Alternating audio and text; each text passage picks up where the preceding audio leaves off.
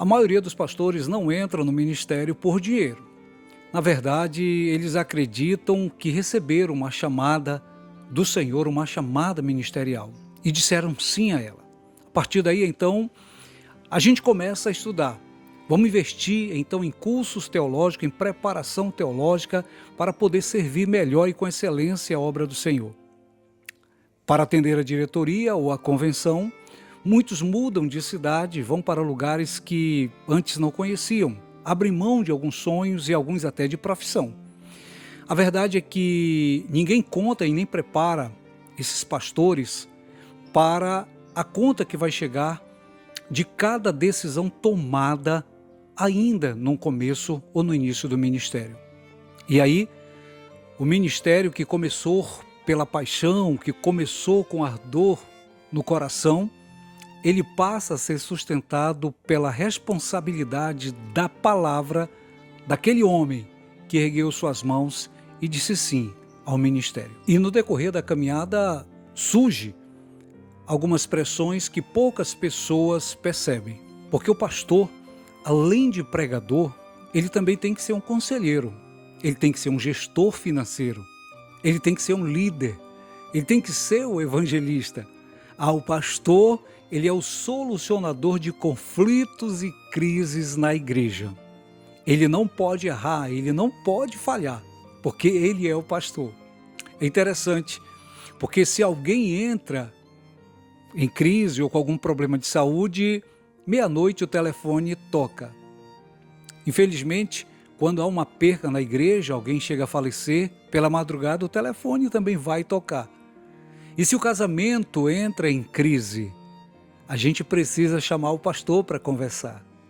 Imagina como é o preparo do pastor a cada vez que o telefone toca. Quero lembrar que além dessas situações que o pastor precisa resolver, ele também é marido, ele também é pai, ele também é homem.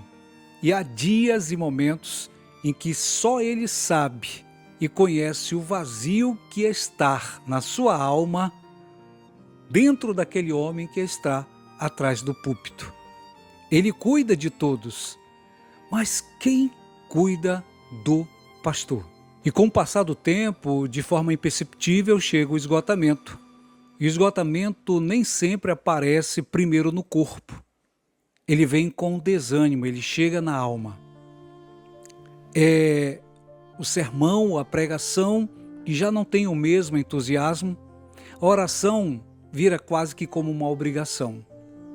E aí, poucas pessoas percebem isso que está acontecendo, porque chega o momento em que os especialistas vão chamar isso de burnout ministerial. Só o pastor e Deus sabe o vazio que ele sente, mesmo pregando e pregando e pregando. E esse burnout ministerial acontece porque o pastor aprendeu a cuidar de muitas pessoas, mas não aprendeu a cuidar de si mesmo e nem tampouco de descansar. Aí vem um outro peso, as expectativas. Só que o que ninguém conta para você, e no particular do pastor, é que chega um momento que essa sobrecarga começa a pesar. O pastor, ele entende que ele não pode errar, ele não pode desanimar, ele não pode demonstrar fraqueza. E tudo isso causa um peso enorme, uma sobrecarga enorme sobre a vida do pastor e suas expectativas particulares. Quero lembrar que em um momento, Jesus também como Deus, como homem, ele chora. Elias, na sua exaustão, ele pediu para morrer. Jeremias também desanimou. Moisés também em um momento, ele se descontrolou. E a gente precisa entender que o pastor também é um ser humano. Vai chegar esse momento em que ele vai demonstrar, embora ele busque segurar com todas as suas forças que está bem, ele não quer demonstrar o seu cansaço, não quer demonstrar o seu desânimo, mas ele é um ser humano como todos os outros, como Jesus também chorou, como Elias também desanimou, Moisés, ele também tem os seus momentos de crise.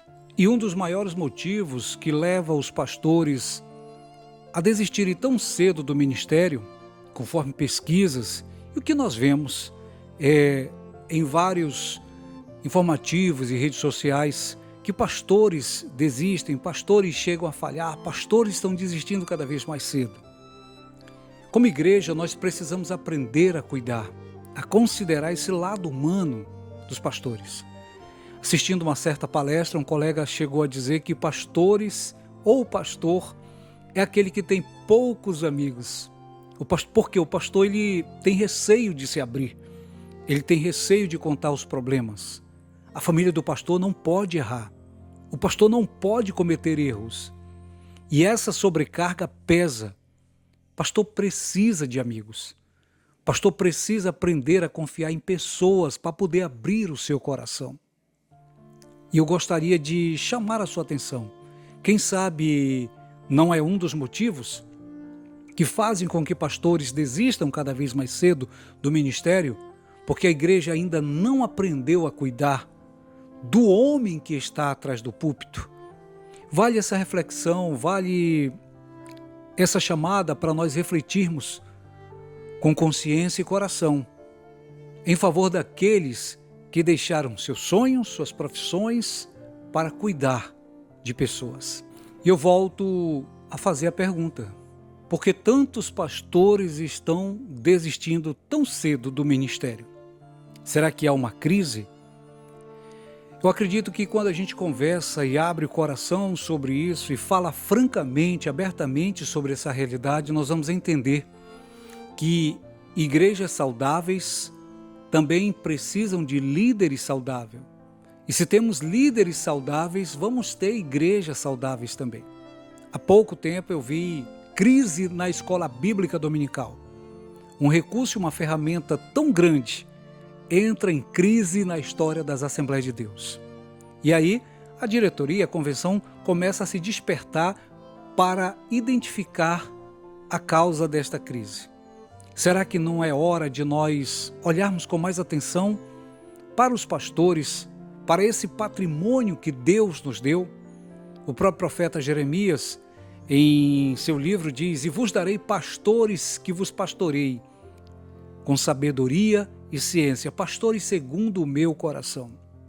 Eu acredito que se a igreja está saudável, precisa também prezar pela saúde emocional e física do seu pastor. Se você tem um pastor, honre ele. Se existe um pastor na sua vida, continue orando, cuidando dele. Eu falei aqui que pastores quase não se abrem, quase não têm amigos para poder confidenciar seus problemas. Mas pastor também precisa de amigo. O ministério foi dado a um homem, de repente foi dado a você. Mas isso não significa que você, meu querido pastor, meu colega pastor, precisa caminhar sozinho. E é por isso que eu estou aqui, como muitos outros canais, como muitas outras ferramentas, para poder te ajudar. E se você tem um pastor na sua vida, cuide dele. Se esse vídeo fez sentido para você, se você conhece um pastor, se você é pastor, compartilhe com outro pastor, com outro colega, marque ele ou envie para ele esse vídeo, porque nós estamos aqui exatamente por um chamado. Fomos chamados, o ministério foi dado pessoal, a mim e a você. Mas isso não significa que nós temos que caminhar sozinho, atendendo e fazendo a obra do Senhor. Até a próxima, que Deus te abençoe.